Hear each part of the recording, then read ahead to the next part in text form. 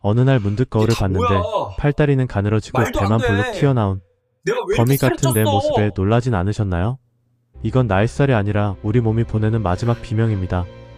40대 이후 많은 분이 겪는 미스터리가 있습니다. 그걸 몸무게는 어떡하지? 크게 안 변한 것 같은데 예전에 입던 바지가 허벅지는 헐렁하고 허리만 안 잠기는 상황이죠. 분명히 무거운 짐을 나른 것도 아닌데 퇴근길엔 온몸을 두들겨 맞은 것처럼 아프고 정작 밤엔 잠이 안 와서 새벽까지 뒤척입니다.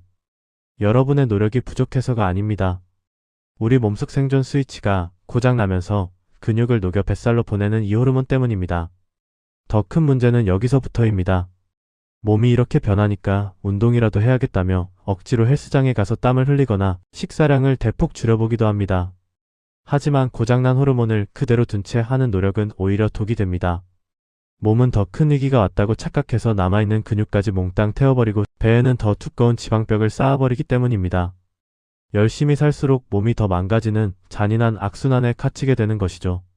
오늘 영상에서는 지금도 우리의 몸을 야금야금 갉아먹는 이 호르몬의 실체를 아주 자세히 파헤쳐 보겠습니다.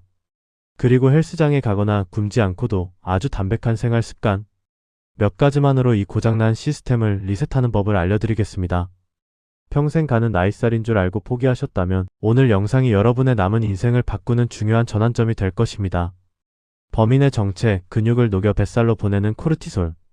우리의 활력과 매끈한 몸매를 뒤에서 몰래 훔쳐가는 범인의 이름, 바로 스트레스 호르몬이라 불리는 코르티솔입니다.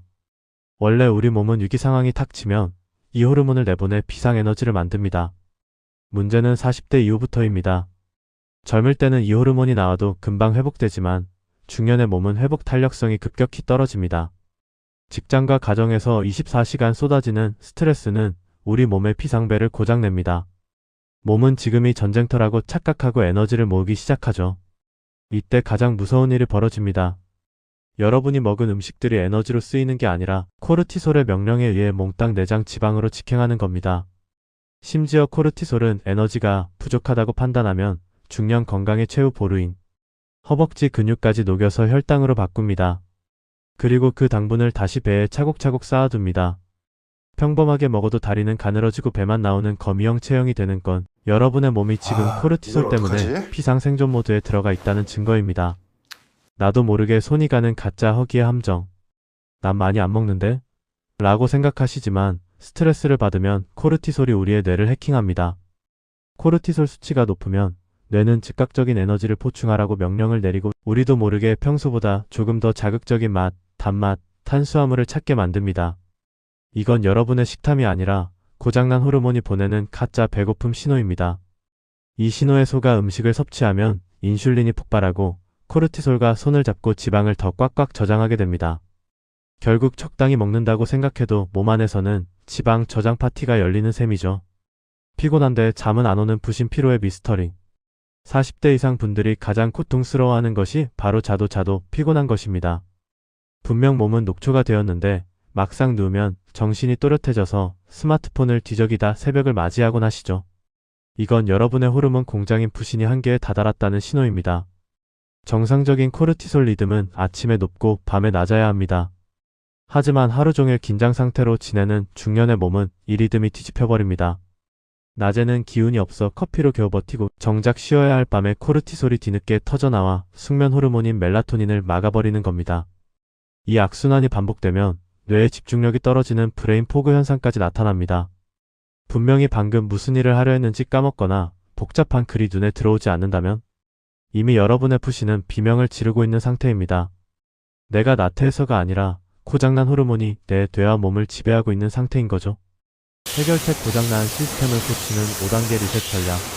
자, 그럼 이제 내 몸을 망가뜨리는 이 지독한 굴레에서 벗어날 현실적인 해결책들을 알아보겠습니다.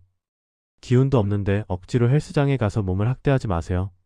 대신 일상에서 바로 실천할 수 있는 5가지 과학적인 습관에 집중해 보십시오. 1단계 호르몬의 피크를 앞당기는 빛과 커피의 법칙. 아침에 눈을 뜨면 스마트폰을 보는 대신 창문을 열고 딱 2분만 유리를 통하지 않은 밖의 빛을 직접 바라보세요. 뇌가 밤이 끝났다는 신호를 받아 코르티솔을 아침에 화끈하게 한번 터뜨려줘야 비로소 밤의 수치가 낮아지며 살이 빠지는 리듬이 만들어집니다. 커피는 그로부터 딱 90분 뒤에 드세요.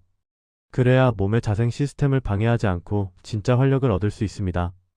2단계 식사 후 10분 지방 저장 파티 중단시키기. 밥 먹고 바로 소파에 앉거나 눕는 것은 뱃살에 기름을 붓는 격입니다. 중년엔 인슐린 효율이 떨어져서 밥 먹고 바로 앉으면 코르티솔이 혈당을 전부 지방으로 바꿔 배에 집어넣습니다. 딱 10분만 제자리에서 서성거리거나 가볍게 걸으세요. 뱃살이 딱딱해지는 것을 막는 가장 쉽고 강력한 비결입니다. 3단계 지친 공장을 돌리는 부신 지원 영양소. 호르몬을 만드는 공장인 부신이 지쳤다면 원료를 넣어줘야 합니다. 스트레스가 심할 때 가장 먼저 동나는 비타민C와 비타민 B5판토텐산을 챙기세요. 여기에 저녁에 마그네슘 한 알을 더하면 밤늦게 날뛰는 코르티솔을 가라앉히고 근육을 이완시켜 깊은 잠을 선물해 줄 것입니다. 4단계 30초 신경계 비상 제동. 업무 중 가슴이 답답하거나 짜증이 밀려올 때 30초만 투자하세요. 코로 숨을 힘껏 들이마시고 폐가 꽉 찼을 때 짧게 한 번 더 흡하고 들이마신 뒤 입으로 아주 길게 내뱉으세요. 이 동작을 3번만 반복하면 뇌의 부교감, 신경이 즉각 활성화되면서 치솟던 코르티솔 수치가 급강하하는 것을 느낄 수 있습니다. 5단계 시야를 넓히면 스트레스가 꺼집니다.